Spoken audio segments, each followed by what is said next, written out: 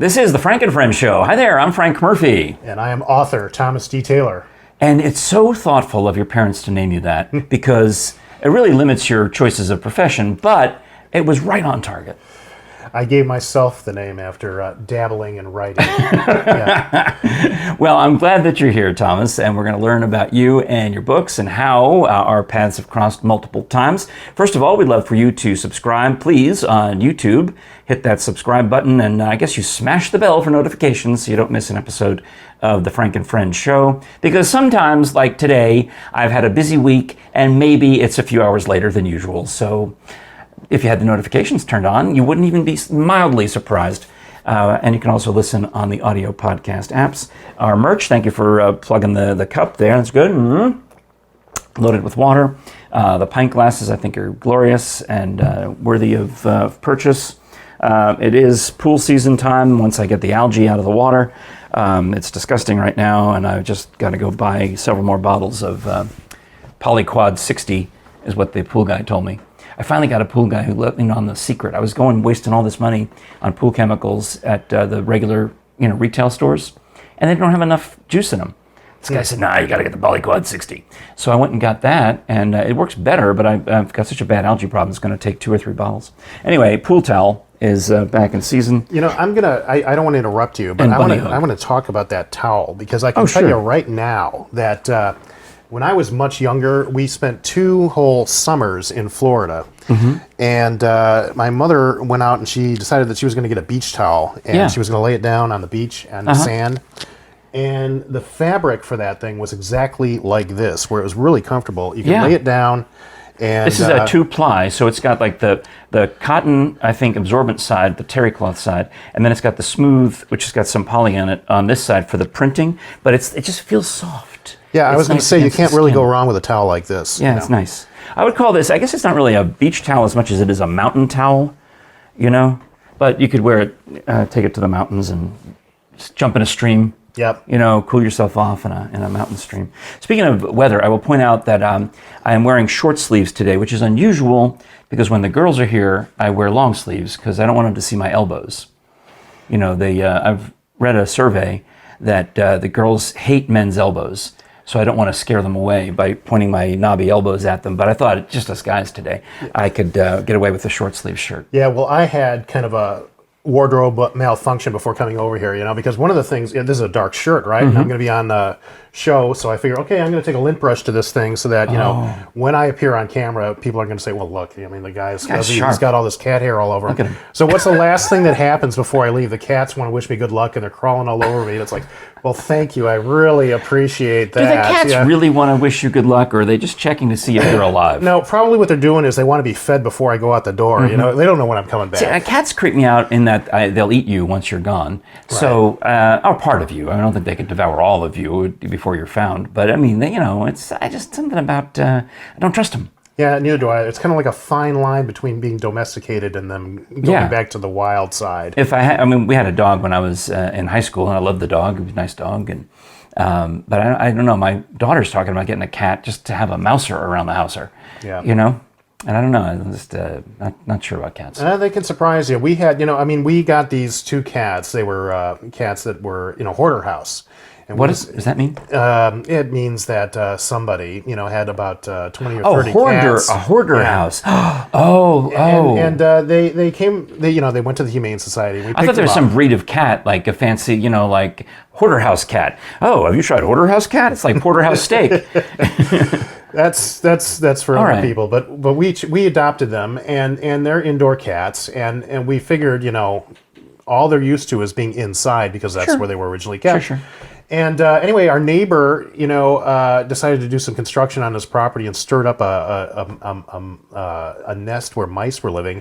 And somehow one of them got in the house, and we didn't even know it. The mouse got in the house. Right. And we didn't even know it until both cats have this mouse cornered, And I'm just walking through. I'm getting something to drink, Yeah. and I'm looking and I'm taking a drink, and it's like, what are the cats playing with? Oh. And then I see that it moves, and it's the size of a toy mouse, but it's not a mouse. It's a real. It's not a toy mouse. It's a real mouse. Did they eat it in the house? Did they eat the little mouse? Well, they incapacitated it, and I wound up taking. They play with it. Like the neighbor cat went across the street and was like incapacitated a bird but didn't kill it because it was having a game. Yeah, I think they were having a game with it. They really didn't know what to do with it, so I was able to catch it and release it, which I believe in doing. So. Oh yeah. I found a dead mouse in the yard yesterday actually, right where neighbor cat has been hanging out a lot lately. So there must be a thing. Cats and mouse. All right. Well, anyway, I appreciate that. Now you've got me thinking about hoarder houses. And when I was a kid growing up, where we had our little Siberian Husky dog, our next door neighbors turned most of their backyard, and this is suburban New York. These are not huge backyards. Right. But they turned most of their backyard into a cage for their cats. And I think they started with 1, and then 2, and then 3, and they started taking in strays. And I don't even know how many they had, but it was too many for the house. They had to build a huge enclosure. I mean, big enough that a man could open the door and walk into the cat cage and tend to the cats. Yeah, I mean, that's something that happens whenever you get a pet, particularly with cats. I mean, when we got our cats, we had a scratching post, and it was only about this tall. Well, now they've got a tower they got little tunnels in the tower, and they've got little places that they can sit, and they've got different levels that they can go cat on. architecture has advanced in our lifetimes to a great degree. And in fact, actually, they've got 2 towers now, and just all kinds of toys and everything else. That's not a Tolkien book? If I had my druthers, I would build a backyard playground for them too. You should write a book about cats, or have you already? You've written a book about almost everything, I see. Actually, I'm thinking about writing a book where a horror. Well, see, I think we're getting there. Yes, You're a horror writer. I am. I'm horrified by the possibility of cats eating me. I think maybe we're headed toward a future novel. Yeah, well, that's the interesting thing. Okay, because just the other day, you went to the King Family Library. I did. And you read a chapter out of Elise Bruce's, my wife's book. The Case of the Missing Muskets, Chapter 10. Exactly, where you are a part of her book. Now, right, in fact, the Missy Barrett was sitting where you, imaginarily, sitting where you sit and being interviewed by me in her imagination. Now, but I did a fine job in her imagination, I'd like to point out. In my wife's book, okay, I'm a good guy. You have Missy Barrett on the Frank and Friends show, okay? Well, in my book, you'd be eaten by monsters or you'd be turned into a vampire, so... My grandsons would love that. Now, if that's what you want, I can do it. Because in the past, one of the things that I have done is I solicited somebody on my Facebook page. I just threw out a general message. Does anybody want to be in a horror book? And they said, yeah. And I stuck them in one. I could do that with you. My grandson plays some kind of game where I think it's vegetables and zombies or some kind of, I don't know, it's some kind of thing with the zombies. And I can't even remember it now. It's definitely zombies. And then some other thing that you wouldn't associate, but it's for comedy purposes. I think it might be vegetables. I can't remember. Doesn't even matter. But he's always fascinated by the zombies, and I guess that's a kid thing. I was fascinated with them when I was a kid too. Oh, yeah. To the point where my sisters still haven't forgiven me. For me, it was always watching Creature Feature and seeing the Day of the Triffids and stuff like that. But so you would watch these things, and you Godzilla. Would get inoculated to the horror movies, right? Now, I'll tell you an interesting story also, because most people don't have... You're either this fortunate or this unfortunate, depending on, how you feel about these things. But the guy across the street from us was a mortician, right? So... Oh, that's convenient. Every day my dad would walk home from the train from work, and he'd be coming home, and the guy across the street would say, "Hey, how was your day at work today?" Well, you never asked that question from the mortician, because he didn't really want to know how people are dying to get in. But the funny thing is that if you did have a soiree and invited him over, or if we had a block party, if he had a little bit too much to drink, he would talk about stuff, and it was like, when you're young, when you're 10 years old, you don't think about mortality, you don't think about how terrifying it is, but it still sinks in. And so when I'm writing books, I'm thinking, now let's see, what did that mortician who lives across the street say to me back in 1976? Where did you grow up that had trains? Chicago. Nice. I grew up in the New York suburbs, and my father also walked to and from the train. And we went on vacation out to Long Island one time, and one of the people in the neighborhood was something to do with the film business. I guess some vague, I couldn't even tell you. But he said all the kids could come over, and he was going to screen a movie for us outside on the back patio at night. So I am thinking this is great.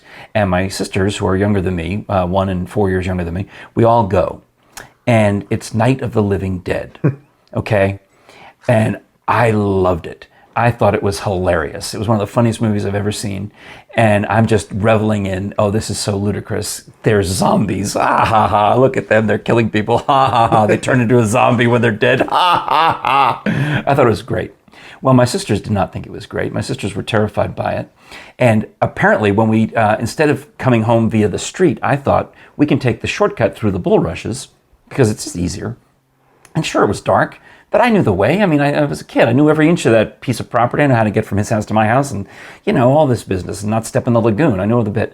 So we're coming back, and I, of course, am probably, 10 or so. Yeah. Think it's hilarious to say, they're coming to get you, Barbara, right as we're walking through the bulrushes, which is what the brother, future zombie, says to his sister in the cemetery scene at the opening of the movie. To this day, I will forget about that because you reminded me of it just now. But I will let that go. It doesn't bother me one bit. I have no nightmares about it. Nothing comes back to me about it. But my sisters will never, ever forget. And they will always remind me of the time I terrified them. Yeah, I mean, I think it was the movie that terrified them, not me. But. I am notorious for terrorizing people. I terrorize my sister. I terrorize my wife. I terrorize them even when I don't intend to terrorize them. So you're perfect for writing horror books. Yes, I am. And, that can be a good thing and it can be a bad thing. Well, what are some of the books? I see you've got all of them. Well, I'll tell you, I do write horror, but I also write science fiction, and I also write fiction, and I write it under my name and a bunch of pens. My son's names. into sci-fi and fantasy. He just read a trilogy by C.S. Lewis that I'd never even heard of. Yeah. It was about another planet. Mars, maybe? I don't know, Venus, something like that? Not familiar with that one. Yeah. I wasn't either, but I'm going to make a question for Scholars Bowl about it because it seemed hard. Anyway, if you want mystery and horror wrapped up together, then there's Hemlock, the collected mysteries in which somebody, who's kind of a... Well, that's the one on your shirt. It matches. Yeah, it is. Isn't this neat? And this is why I'm into props, by the way. When I was looking at this mug, I was saying, okay, so I got to get a mug like this. Because, some mugs, it's like you think you're going to drop them on the floor and they're going to break. But not this one. This one is a nice mug. It's solid. It's solid. And I like the way that the logo appears on the mug. Pops. In fact, I told you the last time that I was here, after you were taping the show with my wife. Yeah, Thomas was in the audience for the Elise episode. I was in the background heckling my wife. So anyway, I pointed this out and I said, well, this is kind of like Holiday Inn, the way that it's designed. And Frank said, well, it's a little bit like In-N-Out Burgers. And it's like, if you're from the north, you also know there's like Eat at Stuckey's and stuff like that. It's actually very appealing. So I could just picture, having Hemlock, the collected mysteries on my mug. I can see that. Find out I can tell you. From. Yeah, the merch company is pretty easy to work with because they only make the mug when you buy it. Mm-hmm. So you're just paying for the cost of making one mug. Mm-hmm. And I think you can use it as a murder weapon too. It's got a little bit of heft to it. There's a thought. And that's the kind of I wouldn't want you to use my mug, but you could use your mug as a murder weapon. Now watch the way I can segue that into...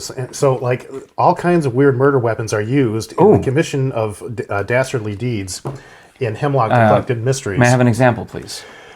Yeah. Okay, so one time, Hemlock... Okay, so let's talk a little tiny bit about the general idea behind Hemlock. He's just your average everyday detective. It's a guy, not the poison that Socrates or Plato drank. Right, exactly. And what he does is he just investigates stuff like, is somebody cheating on their wife, or is somebody cheating on their husband? But he finds himself wrapped up in a religious cult, and it's all the conspiracy theories you can imagine are wrapped up in this thing, and it turns out to be true. Okay, because it's a little bit of fantasy. It's also a story. Horror. Yeah. And so what he's going to do is he's decided he's going to do what Liam Neeson does in all of his movies, where he's going to just take a phone call and he's going to take angry? them all out. And that's what the stories are about. And in one case, to answer your question, he corners somebody from this cult, and he's asking questions, and he's trying to get answers, and it's in a swamp. Mm-hmm. And it's in an old shack in a swamp in the Everglades, and the floor is rotted. Okay. And there's alligators swimming beneath. Oh, this is good. And ultimately what happens is an alligator comes up through the floor and starts chomping on him. And the question is does Hemlock rescue him? Or does he let the alligator get him? Read the book to find out. Do the ends justify the means? I don't know. So that's one case where he uses an alligator as a weapon and basically as a murder weapon. There's a musical you might enjoy called A Gentleman's Guide to Love and Murder. It's based on an old Peter Sellers movie where Peter Sellers played all these different characters. I think, and somebody was trying to murder them all one by one in order to, because he's like 12th in line to the fortune. Yeah. So that's kind of what happened. There's all these fun little different unusual deaths in the show, and I think you'd find it humorous. Yeah, the thing is that I really enjoy anything horror related, but actually in real life, I am not that kind of guy. Oh. The funny thing about it You're is... a pushover, you're telling me. I think you got cats. You might ask yourself, well, what kind of a person is it that writes horror movies? What kind of a person is it that writes horror stuff? See, there you go. It happened just now. And the answer He's to that like question, the sentient narrator, predicting exactly what I'm going to do next. Well, Stephen King would have a different answer for you. But for me, okay, it's a neurotic person. Okay, I get neurotic about everything. Like, coming over here today, we're driving down the expressway, okay, and it's like, well, we got to get to Frank's, studio, otherwise the podcast Ponderosa. Exactly. Otherwise, we're not gonna make it on time.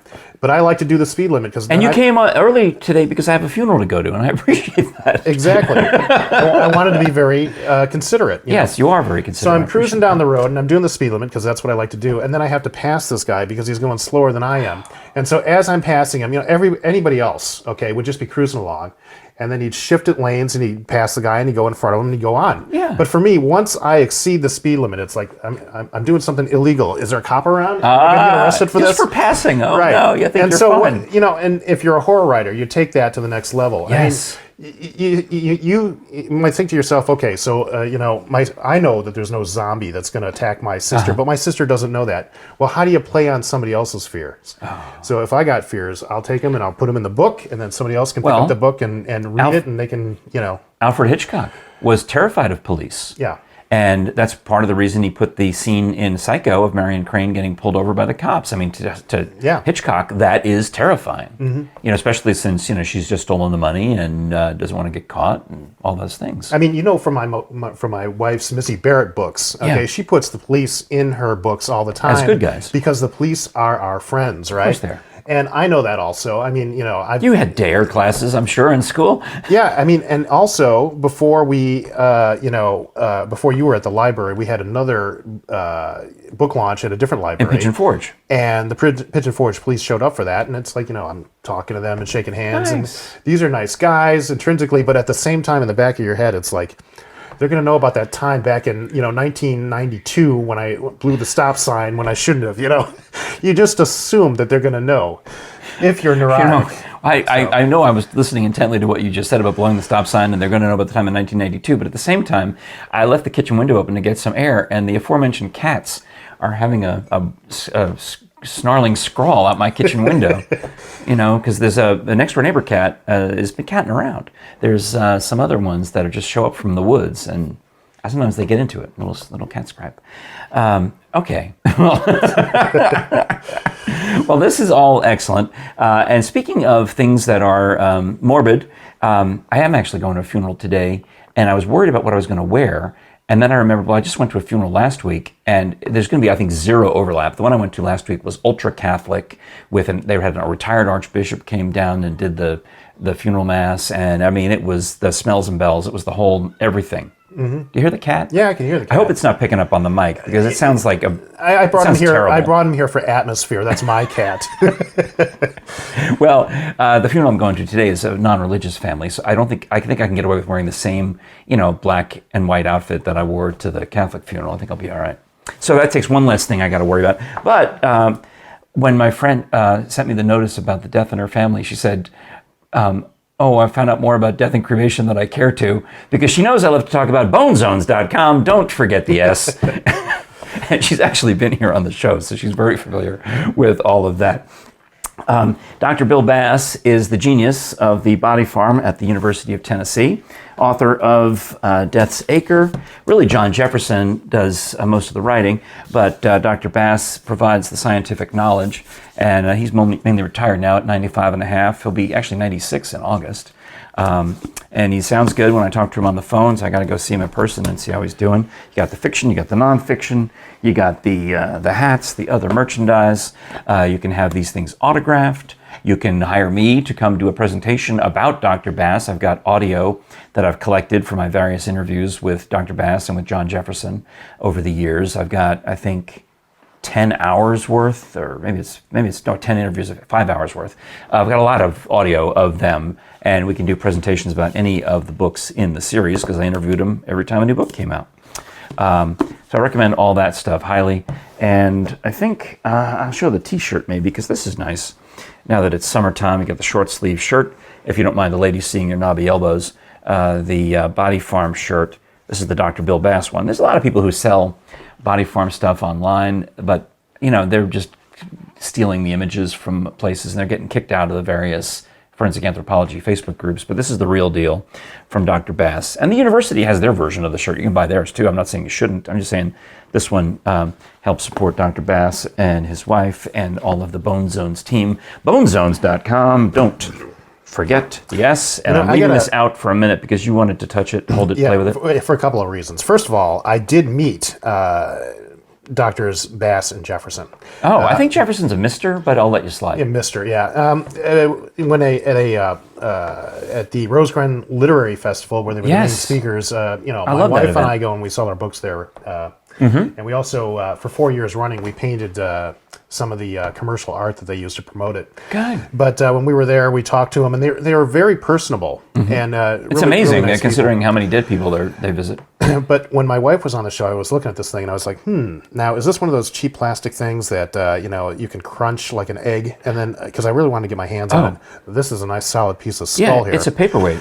But the horror writer in me said, you got to ask Frank a question, to ask one of the two of them whenever the next time you see him. I got their numbers. I can call them up. Would it be possible in real life for somebody's skull, for something to happen to somebody, to shrink their skull down to this size and cause it to become silver? Now, I know in reality that's probably not going to happen, but it would make for a good story if you could actually do something like that. We also have, these are clearly decorative Halloween-y type items, then he signs by hand. They have some in gold also. But one of the best sellers that we have, so to the point where I don't keep one here because they're always selling, are the lifelike resin skulls that are solid. And they're not quite as heavy because they're resin, but they're colored to look like a human skull, but they're still smaller than an adult skull. So I used to have one. The answer from Dr. Bass, I think, would be, well, you just use a child's skull, because he would, which is not exactly the answer I'd be looking for, but that would be the... One extra second, I want to do one thing. Please. Now, one of the things that I told him earlier on was that I was a poet. I'm going to recite a piece of poetry today, just one line. Okay, but it's not something that I wrote. It's something that another poet wrote. Alas, poor Yorick, I knew him well. You see? Thank you. This is how you use a prop, folks. That's right. That's Hamlet, right? Yeah, yes, it is. A little bit of Shakespeare there for you. He's very successful. He was in his time, yes. I only wish I could be as successful as Shakespeare. Well, keep going, So you told us about Hemlock. We're talking to Thomas Taylor about his many books. He's married to Elise Bruce, who just graciously invited me to come over to the King Family Library, and she put me in her Missy Barrett mystery book. But Elise writes all sorts of stuff with you as well, but under a pen name, because you don't want to confuse the kids who read the Missy Barrett books. Right.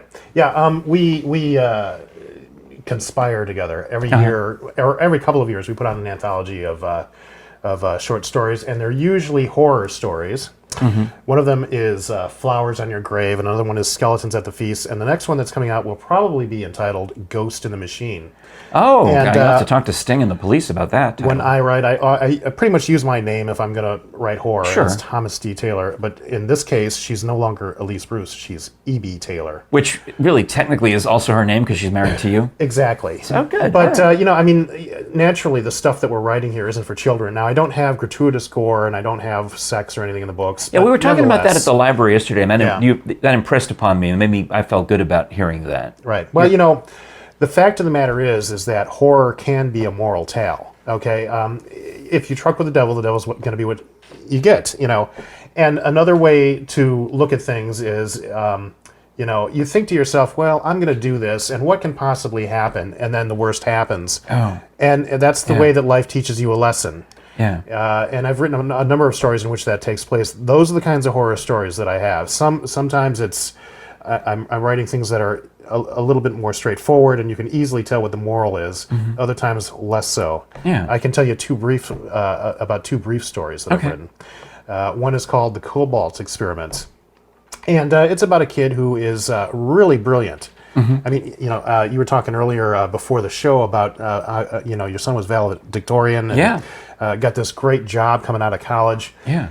But imagine that this is a kid who's just as brilliant, but he's a mean guy, and he mistreats his parents. Okay, and what happens is that he's got a bunch of chemistry sets that he cobbles together, and he blows himself into another universe where he's trapped. And what he has to do to get out is he has to then cobble together the same chemicals and do the same experiment and get him back to Earth where he came from. Except what happens is he blows himself into a third universe. Oh, no. And when he is in that universe... I hate it when that happens. He still has his intelligence, but he is not at all intelligent compared to anybody else in that universe, including his parents, who want to send him to reform school. And what's worse is that there's no chemicals there that he can use to get him back to Earth. And so, yes, he's learned his lesson, but now he's forever in this kind of... So his intelligence hell, is relative to these other universes. Yes, and he gets punished for mistreating his There's parents. a little bit of Gulliver's Travels in there. Yeah, That's so I interesting. mean, right there, what you can say is the moral of the story is pretty obvious. It's honor thy father and thy mother. Oh, okay. But a not so obvious story is another one in which a woman is a hard worker. And she starts off working in a factory, and she works her way up the ladder, and she gets into the, transfers from blue collar to white collar. Soon she is doing backroom operations for that factory, and then she's managing part of that factory, and then she's told that she's going to be promoted, and she's going to have another factory that's even bigger that she's going to manage. And she's really happy about that, and as a reader, we're really proud for that person. The thing is, though, is that she's got a boyfriend, and the boyfriend is blue collar, where she started, and he doesn't want to be anything more than what he is. He's happy at his job. He fixes cars for a living, and there's nothing wrong with it. In improv, we call that a status shift. Exactly, except that she wants to leave him behind, and she doesn't want to tell him she's leaving. What's going to happen? He doesn't know it, but what's going to happen is that she's going to just move out one day. She's going to pack up. She's going to move, and what is more is that she's already got things set up with another guy. The thing is that he discovers that this is happening, and so the blue-collar guy that she was with discovers this is happening. And he wants to take revenge on her. But before any of this can transpire, she comes home from work, and she's thinking about what she's going to do and how she's going to do it. And she goes and she has a bath. But a rift in the universe opens up, and monsters come in from beyond. And they're going to attack her, and they're going to eat her alive, and they're going to... Are they blue-collar monsters? Yeah, they sympathize with the guy. Okay, right? all right. And so by the end of the story, what happens is the guy comes over to her and he wants to confront her about what's going on. But then this cataclysm happens, and she gets eaten up, and we think, well, she got her just desserts because she was going to cheat on this guy. The thing is that he's kind of a violent kind of guy, and he wants to commit his own kind of revenge. And violence is never acceptable. You don't. Violence in any form, and you don't emotionally abuse somebody, you don't physically abuse them, and this is what he kind of does with her, and so he gets his comeuppance too. Just when he thinks he's safe and that everything's taken care of, the monsters get him. See? So the fact of the matter is it doesn't matter whether it's a little bit of a transgression or a big one. There's a potential there for what you do to get caught up with. Yeah. And those are the kinds of stories that I like to write. I'm gratuitous gore. It's been done. Books that are just there to entertain you. There's entertainment value in these, but I like it to be a little bit more than that. Absolutely, I agree with that. I mean, as much as I said I loved the zombie movie, Night of the Living Dead, as one of those. Once I've seen it, I've seen it. I don't need to go watch every other zombie movie now. As a kid, I was much more attuned to the Alfred Hitchcock Presents and the Twilight Zone type shows that those were great. Had the horrific circumstances without the gratuitous stuff, because it was 1960s television. They couldn't put all that stuff on there, but it was just right. They made it, and it was in balance. It felt like. And often what was happening off screen was just as scary. When it would fade to black and you had to imagine for yourself what was going on. That was really good. That's what I love about radio too. I used to listen to, in the 70s, they remade They came back with the CBS Mystery Theater, trying to bring back radio drama, and it lasted for several years. But it was a good show. Oh yeah, using your imagination more so than your eyes. My mom and dad are still alive, and my dad will tell me stories about how he used to listen to everything from George Burns and Gracie Allen to Amos and Andy to Superman and everything that they had on there. The Shadow knows. Exactly. He really liked that one. Orson Welles was the voice of the Shadow. Exactly. Yeah. That's good stuff. Yeah. I would listen to reruns. I mean, I'm not old enough, frankly, to have heard them when they were new, but I would play reruns on one of the stations, and I loved all that stuff. That's nice. Okay. Yep. Well, I wanted to tell a little anecdote about something that happened at the King Family Library, where you and I had this conversation and where we booked you to be on the show, and where your wife, Elise, was promoting the new book, which is the case of the missing muskets, a Missy Barrett mystery, that I'm in chapter 10. Well, we get there, and she's got everything set up just beautifully. I guess what she does art projects there on the regular, right? Yeah. And so they're going to have a special guest, and it turns out it was me. And they pretended that they were not as disappointed as they were, but they were fine. They were kids that, and they actually, once we started reading the book, that held their attention. The chapter completely enraptured them. So that's a good sign for the book, I'll tell you that right now. Well, the young woman who works in the library came over, and to see if I recognized her or if I remembered her, or really she didn't give me a second. She just said right out of the bat, she said, I was on your TV show. I was on the Scholars Bowl. And I'm looking at her and I said, well, were you on the Sevier County Smoky Bears, which is a pretty safe guess because we were half a mile from Sevier County High School, right, as we're having this conversation. Yes, she was. But I couldn't. We've had thousands of kids on the show, and I remember a few of them, but then she reminded me, and she told me a little story about what happened when she was on the show, and of course it all came flooding back to me right away. I said, did I say anything dumb or stupid to embarrass you on the show? First of all, I wanted to know if I had said anything. And she said, no, actually, that she herself had said something dumb and stupid, but she's able to laugh at it. And I went back and even found the episode online. You can find it online to see how embarrassing it was. And it wasn't. Everyone got a nice little chuckle. It was cute. So I asked the question, what is the name in literature of Ebenezer Scrooge's dead business partner? And her name's Launa. The girl, she rings in. She's the captain of the Sevier County team, and she rings in right away and says that Ebenezer Scrooge's dead business partner is Bob Marley.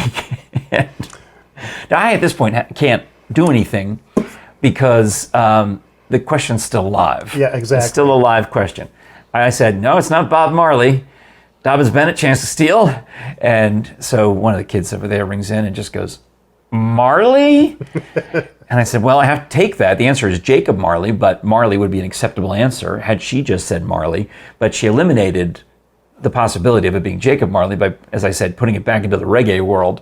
So everyone got a little chuckle that she said Bob Marley. And at one point during the event, while I'm reading the book and we're talking about what's next, they're going to get their snacks. And I mentioned that Launa's over there jamming, which is the title of a Bob Marley song. And she got it. She got the reference. She has I see what you did there. But the kid went over the kid's head, which I intended. I was launching it over the kid's head just for a target of 1. And it made me very happy. Well, you've actually inspired a lot of people with that, with the whole Scholars Bowl thing. I don't know if you know this, but you probably know this, but there was a kid also at the reading yesterday at the book launch. And he says, do I know you from somewhere? And he recognized you from Scholars Bowl. And he says, someday I want to be the Scholars Bowl host. Excellent. And Elise and I were talking about it on the way home. And I'm thinking, that's not such a bad thing. Because what we really ought to do is we really ought to have a writing campaign to get you to be the next host of Jeopardy. And then that kid could take your place. So. Do you know that Ken Jennings one time hosted an episode of Scholars Bowl? Oh, did he really? He came to Tennessee for a publicity tour. And this would have been, I think, 15 years ago. So I think it was the 25th season of Scholars Bowl. Wow. And now we're on the 40th season. That's one of those 6 degrees of separation. It is. Yeah. And he was in town promoting Jeopardy or something, I think Jeopardy. And I did not have anything to do with PBS at that time yet, other than that my son had been a contestant on Scholars Bowl. And I went and sat in the audience when he was there, which would have been before Ken Jennings came to town.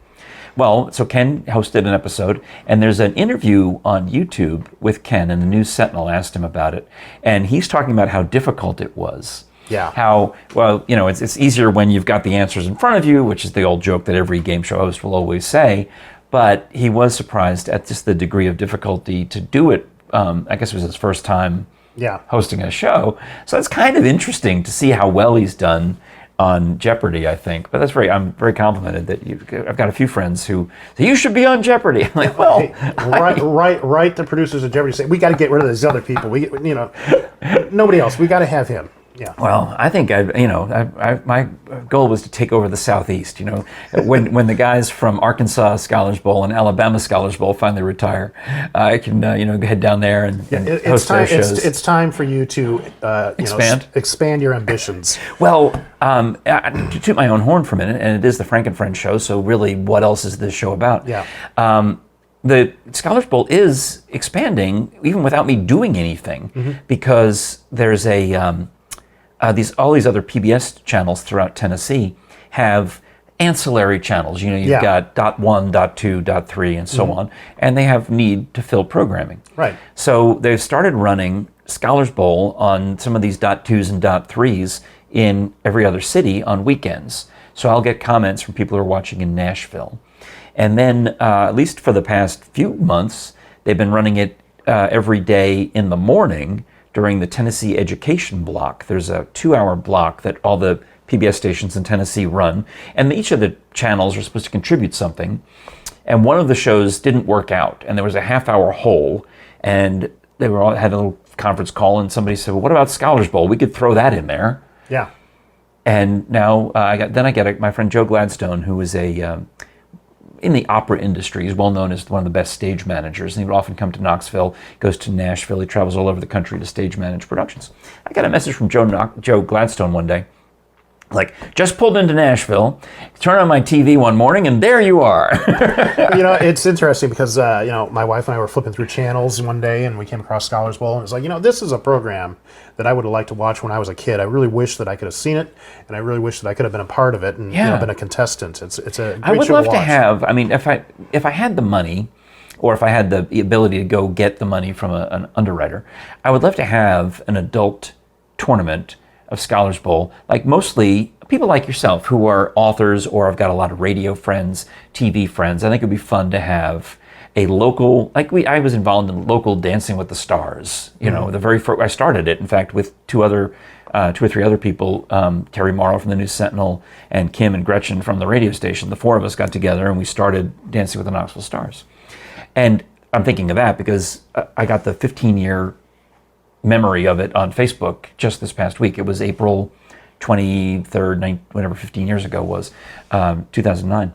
And so I thought we could do the same concept, local celebrity Scholars Bowl, as long as my other friends in radio and TV wouldn't be terrified, because every time I've gone on one of their shows with some of my sample questions, they get so mad at me.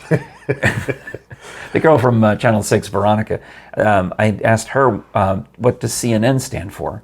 And nobody really remembers what CNN stands for. Right. If you're old enough, you might remember. Yeah, but if you're ancient like I am, Cable News Network. Right, Bing, because they used to call it that, and now they don't use the term on the air anymore. It's just CNN, and she's young. She's from, I think, University of Georgia. She's like so mad. She's like, I'm from Atlanta, and I don't know what CNN stands for. So every time I see her now, she's like, Cable News Network. Well, you have to think big and you have to dream big. Yeah. Actually, I can show you an illustration of that, okay? Because one of the first interviews that I ever did was for a magazine called Cliche, okay? Look who's on the cover, a really nice-looking woman. I'm not on the cover. I'm way back here. Her name is Saranda Swan. I really don't know who she is, but... Cliche? I don't like that. I don't think that's the greatest title for a magazine. It's a cliche. But anyway, I'm back here on page look at you. 74. Some Triad, and 75, okay? Uh-huh. Is this you in a younger life? Yeah, that's when I had hair, right? And were you in the military? No, never. But see, here's the thing, folks. Okay, look at this. This is a ponytail, right? I used to have a flat top when I still had hair. My wife's like, you should let it grow long. You should let it grow long. And it's like, Okay, fine. I'll let it grow long as I never have to put it in a ponytail. So anyway, but the point is that when I was here, I knew my place. Okay, I belonged back then on page 75 or 74 and 75. Yeah, but you work your way up the ladder. So I mean, it's possible that the dreams that you have will come true. I mean, so yeah. And I'm happy. One of the kids at the library, the King Family Library, had an excellent question for me because they wanted to know if I knew any celebrities. Yeah. Because I may have referenced that, I'm from New York. I got started in radio in Washington, D.C., and worked in D.C. radio for 10 years and Los Angeles radio for 10 years. Right. So, yeah, I know celebrities. Mm-hmm. Now, granted, it's usually in a profession. I don't hang out with them. They don't call and check in on me. I don't fraternize with them, but if I were to see them again, there are a few who would remember me. They're very kind and generous celebrities. But yeah, I knew a few people, and I worked with some folks who have then gone on to much bigger and better things. Yep. Like the people who were local news reporters when I started out in DC radio were like Katie Couric and Steve Ducey. Yep. They were just locals, and we would hang out with them at events, and they were nice and they were friendly, and now they're huge. And in Los Angeles, I worked with guys at KROQ who went on to fame and fortune, like Adam Carolla and Jimmy Kimmel. And used to listen to Loveline sometimes. Yeah, and a host of others. People went through there. Kennedy, the MTV VJ, worked there, and Carson Daly worked there, and all these people. Right. So they were coworkers of mine, and the kids at the library wanted to know if I was rich like them. And I said, actually, I'll say no, I'm not, because I chose a different path. I could have maybe I could have made a comfortable income staying in a behind-the-scenes role in Los Angeles radio for probably another 20 years after I left there. But I chose this other path, and I said, I know people in Los Angeles who are $1 million a year back in the 90s. Mark and Brian were making $1.5 million a year, I think, each, doing their syndicated radio show, and I was making a comfortable living for my family as their producer. Well, I wanted what they had. I wanted to be on air, not behind the scenes. So I left, and I failed miserably at job after job after job, trying to pursue my dream of being on the air instead of not. And now here I am in Knoxville, and I've got a TV show, The Scholars Bowl, and another one called Up Close. And I've got my little podcast, and I've got my radio show, and I enjoy it. Yeah. I really love it, and I don't get paid a lot, but I chose this. And if you told me when I was a kid, hey, you game show, you want to host a game show? You'll get that. You want to have an interview show? You'll also get that. You'll also get to be a DJ. All of the things, but the trade-off is, you'll have to be cheap and scrimp and save because you're not going to make a lot of money doing it. It all depends on how you look at it, though. Exactly, from my perspective, you're rich and I'm rich because I got a good wife. Yes, I got a nice house to live in. I got all these things. Yeah, exactly. And furthermore, Mark Thompson of Mark and Brian, the one making a $1.5 million, puts out a book last year, and it's a good little book if you're interested in the radio business. Yeah. But he opens up and talks about how miserable he was while he was making $1 million a year. Mm-hmm. He hated it. He wanted to get out of that job. He felt trapped. He hated everything about it. And I think that's mind blown because I didn't realize that someone apparently that successful is that unhappy, and he probably would have traded places with me. He probably would have traded the lower middle class salary for happiness. Yeah, there's always an upside and a downside, but it seems to me like the steeper the climb, the steeper the fall too. Yeah. And so that can certainly happen. I think that's interesting. Well, excellent. All right. Well, I'll get near the end. I've got couple of other little things to bring up. My friend Bean, who was another one of these $1 million DJs who left his job, but he seemed happier about it anyway. He had a bit on his podcast the other day about hobbies. He's like, do people nowadays have hobbies? And because he said he started out with this realization that people don't collect stamps, they don't collect coins. So would you be a philatelist or a numismatist? I think is how you say it. People don't really do that anymore, or do they? But then if you think about it, I was talking to my son about this. He does video games as a hobby. He sings at church and in a secular choir as a hobby, in addition to his chemical engineering job and all that other business. And me, this is Frank and Friends show is a hobby.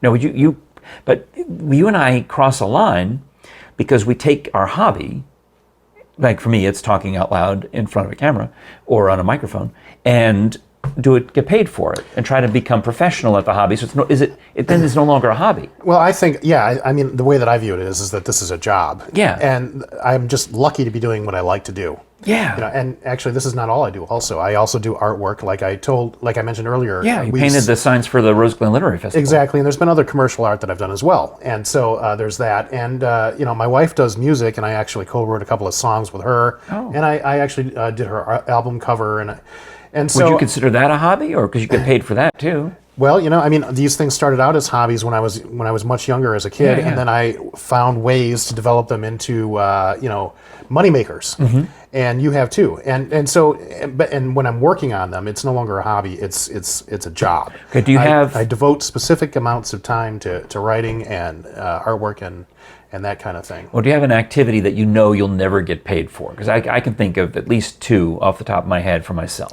Yeah, actually, one of the other things that my wife and I do is we're converting our backyard into a big, huge garden. Okay, so I'm going the same path. That my hobby would be along the same lines. Yeah, and I really enjoy gardening, and I really enjoy fixing up the garden. Are these azaleas okay? I don't think they look that great. Well, I'm not good at flower arranging is the problem. We warned them before the show that they would be on TV, and they just couldn't get themselves together. I did my best. It's just I'm not really. I cut the sticks differently. Is that better? I don't know. No matter what I do, it's just going to get worse now. All right, and there goes the continuity of the show. No editing now. Anyway, I'm never going to get paid for what I'm doing in the garden, but it's an enjoyable thing, and I will continue to do it for the rest of my life as long as I'm able. See, I'm with you on that, all right? Yeah. So now I'm excited because I'm going to have peaches this year, I believe, once I pinch off my peaches. Yeah. Did you know you have to pinch your peaches? I didn't know about pinching peaches. I never knew you had to pinch your peaches because I never had more than one peach. And now I've got 100 peaches, and I have to get rid of 60 of them, or 2/3 of them. No, they're baby peaches. You have to kill them while they're little, size of a dime, and you have to pinch off and keep one every 6 inches, or else they'll all die. Killing peaches. Now, see, that's something that sounds to me that's too sad to write about. There was actually a case of a girl named Peaches, and a real life case. I wish I hadn't said that now. But that's one thing. And then my figs. Figs, I'll never get paid for my figs, but I sure enjoy growing them and eating them. Yeah, I mean, we're growing grapes right now. They're the kind you eat, not the kind you make wine out of. And we got crab apples, and we got raspberries, and we have a couple of blueberry bushes that are struggling. They grow on a vine just like any other grape. Are they seedless or with seeds? These ones are seedless. You can buy them that way. And the thing is that what you've got to have, you got to have trellises, or you got to have lines to string them on. Of course, they like to expand. All right. But they do what regular grapes do. They just grapevines. They just spread out. Okay. Yeah. I went somewhere. Maybe it was Biltmore. They had an arbor where you walk with a lot of grapes on there. Yeah, that's where we got the idea for it. In fact, I brought her over to Biltmore for the anniversary. We toured the outside of the estate. We toured the inside of the estate. We saw these wonderful grapevines. We thought we got to have something like this in our backyard, and that's what we did. I've expanded from figs to peaches, and maybe and I've got some blackberries out there, but they don't do much. But maybe I need to add a few of these other. I like fruit. It's my favorite thing. Yeah, it's funny that you mentioned about the blackberries, because with us, there's it seems like everybody can plant something. They grow something, wild. And there's always like one thing that never really comes to fruition. For us, it's the blueberries. Oh, blueberries! Yeah, my daughter does well with blueberries, and I don't know. I guess I'm excited about this. I like the idea of. I mean, flowers are okay. And I guess I have some more flowers now. I started putting more flowers out there, because it makes my wife happy and it's something to look at. But I'm excited more about stuff I can actually eat. Yeah, I know. I mean, for us, our blueberry bushes are anemic. We're getting like 2 blueberries a year right now for the past 4 or 5 years. We got to do something with them. All right. Well, that's Gardening Talk. That's our spin-off podcast. Yeah. But that's a hobby. Next week, we're going to talk about auto mechanics. We're going to drop a V8 into a Camaro. He's going to bring the Camaro. I'm going to bring the bottle. The other hobby I have that is really a chore, so I'm trying to convince myself that it's not a chore, that it's a hobby. It's cleaning the pool, as I mentioned at the beginning. I got a lot of algicide. That's the one reason we don't have one right now is the maintenance. A Polyquad 60. Swimming in it is fun. It's like, let's get this. This is how it always starts out is, let's get this. It'd be nice to have this. But with this always comes maintenance. That's it. I mean, I love my pool so much that I'm willing to spend most of the time, I mean like 75% of the time working to clean it, and 25% enjoying it. And it might not even be that. It might be 90-10. I mean, it's just constant because, we live in the woods. It's just constantly just junk being dropped into it, and algae and animals. Sometimes you got to fish them out. I saved a bat. You could write about that in your horror books. The bat that swam. So let's wrap up. Thomas Taylor. Okay. You got a stack of books here. Yep. Hemlock is the one that you're pushing because it's on the T-shirt. I can put two and two together there. Around. How do we find you online? What's the best way? You can look at my blog is like a portal, so you can go there. It's www. A portal to another dimension, or just a portal to? Well, I don't want to. I'm very careful. I'm not going to get both. I'm worried about these books now. I'm going to end up transported with my cobalt into another dimension. But it's a www.thomasdtaylor.wordpress.com. Look there, and from there it'll show you all the rest of the places where you can go to find out where. For your I am. Convenience, you'll send me that, and I will copy and paste it into the description of this episode. Exactly. Yeah. But I might be kind enough to even put it across the bottom of the screen if I remember. And I might be kind enough. That's why I keep doing this motion. So I'm thinking, why is he doing that? Oh, he probably meant to put some words there. Pay no attention to him. He's just trying to get into one of my books. I will kill you off. No, my books. I'm trying to give myself future me. I'm telling future me how to edit this episode. And future me might be tomorrow me or day after tomorrow well, me. I can tell you that it's great being on the show. So thanks for having me. I'm glad you were here, Thomas. Thank you very much. My regards to your lovely wife, Elise Bruce. Mm-hmm. And you can also find Elise online and check out Chapter 10. If you read no other chapter, you can read Chapter 10 of this book, and you'll get a lot of good chunks of information as to what happened in Chapters 1 through 9, because Missy tells the whole story when she's on the Frank and Friends Show podcast. If you enjoy audiobooks, you can go to audibletrial.com/Frank and Friends Show, where they've also got this podcast, other custom audio entertainment. And just for trying a 30-day trial, a premium membership for 30 days, you're helping support the Frank and Friends Show when you go to audibletrial.com/Frank and Friends Show. We do appreciate that level of support. It'll automatically renew at the end of 30 days until you turn it off. And every 30 days as a premium member, you get a credit for an MP3 download, so you can save some of those audiobooks to your own devices, and then when you're driving through the backwoods of Sevierville, where there's no cell signal, you can still listen to whatever it is you're listening to, or just, wherever you are, whatever you do, transfer it to another device even. We talked about the merch. You're going to get your own mug as a murder weapon, but you do like the... I personally, I think the water in this mug tastes better because of the mug. So. Well, it's filtered and chilled.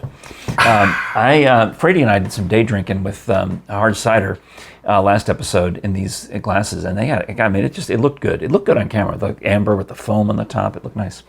So I love the pint glasses. Of course, the towel we've talked about. I barely mentioned. Now, your wife got me talk. She must be Canadian or something. She told me this is called a bunny hug in Canada. Yeah, and it's she really is Canadian. A nice sweatshirt. But I was wearing it around the other day. I wore it to Lowe's. To get some pool chemicals, and the guy says to me, "All right, how would you like your receipt?" And I for some reason said, "How about sung to the tune of O Susanna?" I had no intention of saying that. It just came out because I thought it was a stupid question. How would you like your receipt? Presented to me, sir. Does that have a hood on it, by the way? It does. Yeah, it's a hoodie. I was going to say, well, see, then that's perfect for me because I can either be a monk going to Vespers, or I could be, somebody that's... Well, you could put your logo on there. Sinister designs on somebody. Yes. Yeah. You could put something on there like, don't mind me, I'm sinister. Pay no attention to the man in the hood. That'd be perfect. And buy my book. Yeah. All of the above. Yeah, the merch company is called Teespring, but then they changed it to just Spring. Mm-hmm. And you set up an account and how they're going to pay you. And because it goes through PayPal for me, there's probably other ways. And then when you buy something, a few cents off the top goes to me, I guess, to pay for the batteries and pay for the lights and pay for the other things. Yeah. So I love it when you buy the merch. And as you can see, this show is worth it. It's a cheap show. That's at frankandfriendshow.com/store. Thanks so much for watching, liking, sharing, subscribing, all of the things. And my feudal Sisyphean, is that right? Can I make that a word? If I'm trying to say Sisyphus. Sure. But if it's we're both Sisyphean creative types, you can say whatever you want. My Sisyphean goal to get above 1,000 subscribers, I keep pushing that rock up to 985, and then it comes back down and hits me in the face. So you can help me out by subscribing on YouTube. This is the Frank and Friends Show. I'm Frank Murphy. I'm Thomas D. Taylor. The author. Yes. And we'll talk to you again next time.